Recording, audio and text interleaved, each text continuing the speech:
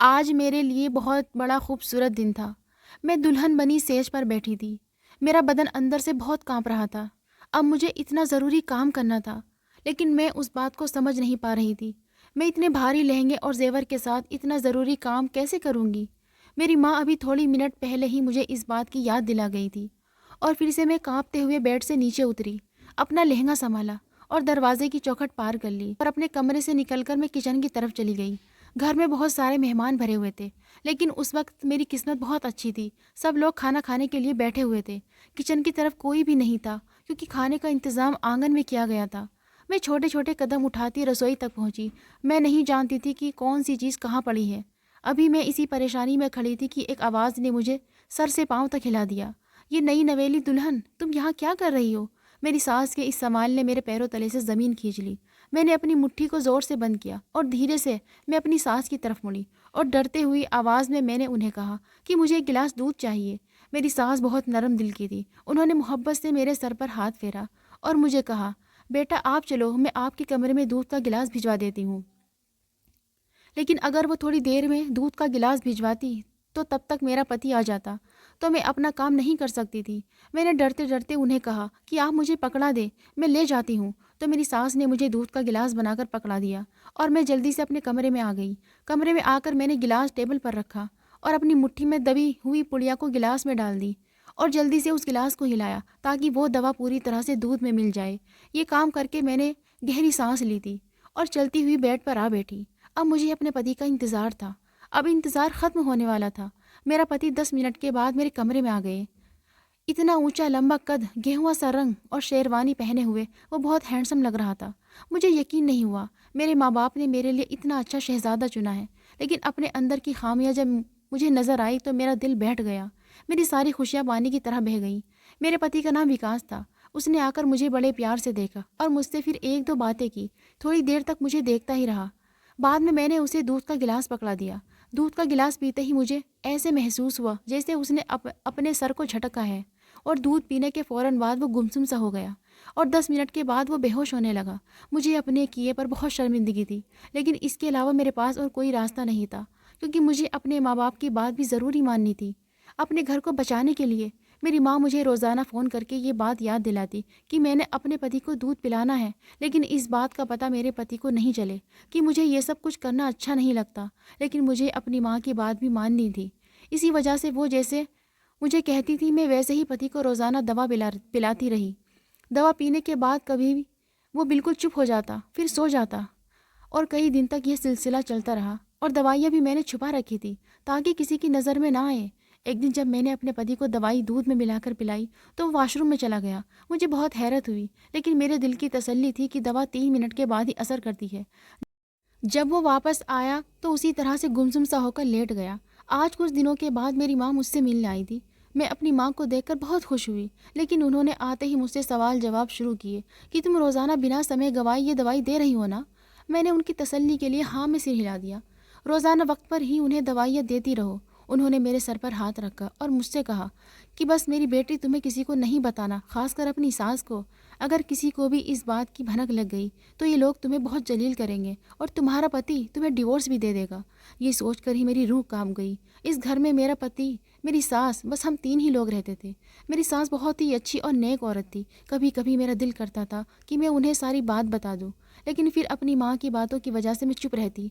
मैंने पति को कहा कि आज मुझे अपने माँ बाप से मिलने के लिए जाना है, तो उसने कहा मैं तैयार हो जाऊँ। ऑफिस जाते हुए मुझे वहाँ छोड़ जाएगा और वापसी पर मुझे लेते हुए आएगा।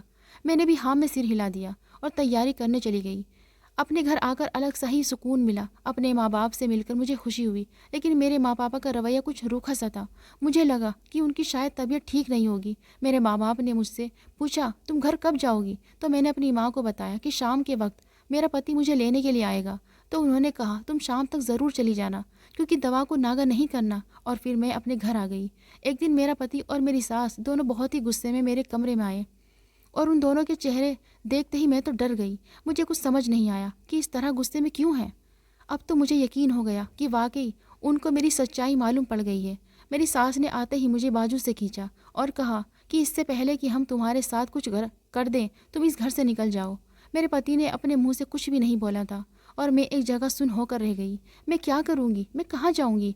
और अगर मेरी माँ को इस बात का पता चल गया तो वो मेरे साथ क्या करेगी? ये सारी बातें मेरे दिमाग में घूमने लगी और मेरी सास ने मुझे बाजू से पकड़कर कमरे से बाहर निकाल दिया और कहा कि जल्दी से, इससे पहले निकल जाओ मेरे घर से। और मैं ज़ोर ज़ोर से रोने लगी और धीरे धीरे कदम उठाते हुए मैं अपने घर के दरवाजे पर आ गई। और मुझे कुछ पता न था कि मैं कहाँ जा रही हूँ। बस मालूम था तो इतना कि मेरा आज ये राज खुल गया है। अपने ख्याल में मैं इस तरह गुम थी कि सामने से आने वाली गाड़ी को मैंने नहीं देखा और उसके साथ टकरा गई और ज़मीन पर गिर गई। जब मुझे होश आया तो मैंने अपने आप को अस्पताल में पाया। मेरा दिमाग बहुत भारी हो रहा था। मुझे कुछ भी याद नहीं आ रहा था कि मैं कौन हूँ।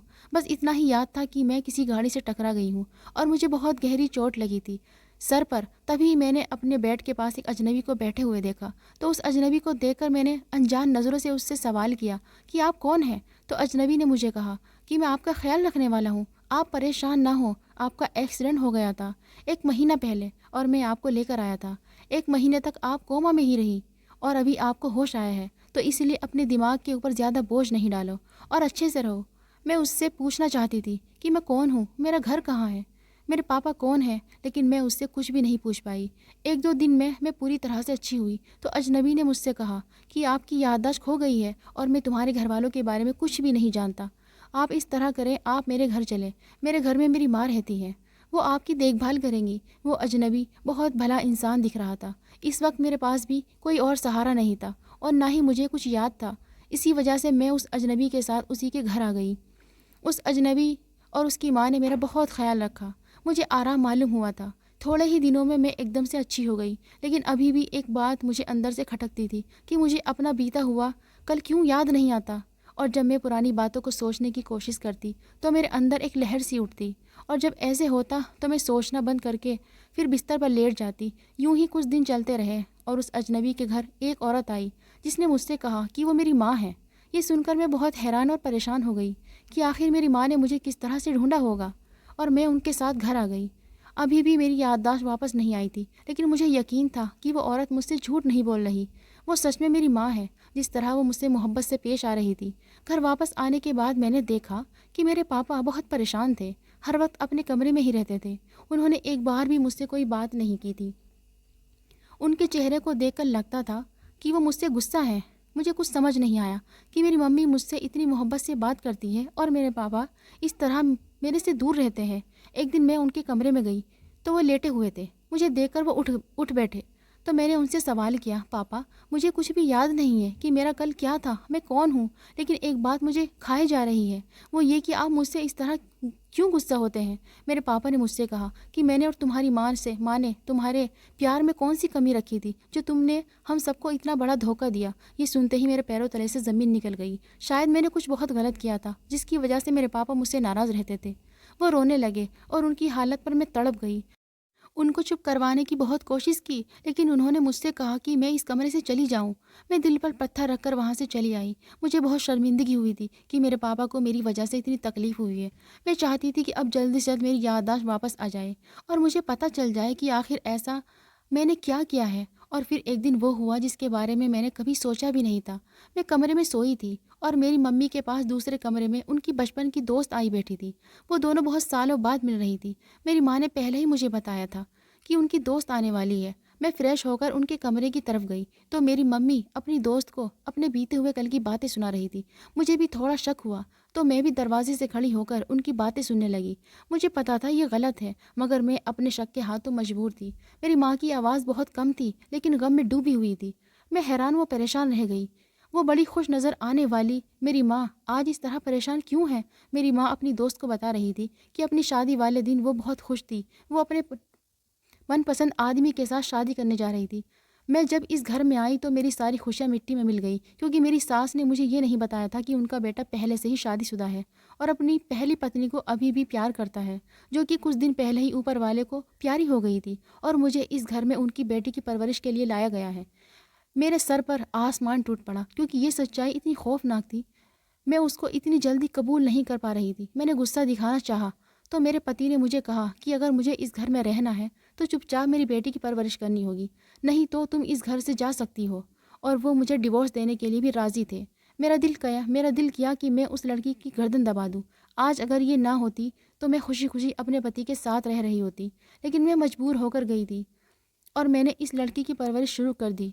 मैंने दिल में सोच लिया था कि मैं इस बात का बदला अपने पति से ज़रूर लूँगी। जिस तरह उसने मुझे तड़पाया है, मैं उसकी बेटी को भी तड़पाऊँगी।